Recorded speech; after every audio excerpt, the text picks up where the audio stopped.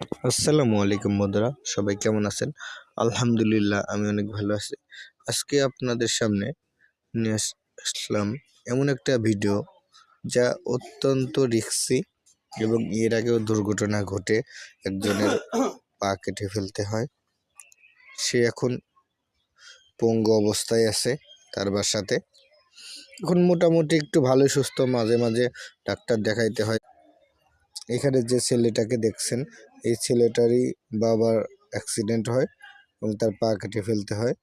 এখন তার বাবার বদলিতে ও কাজ করতেছে। তারপরেও দেখেন কতটা রিস্ক নিয়ে এই কাজ করতে হয়, যা বলার মতন না।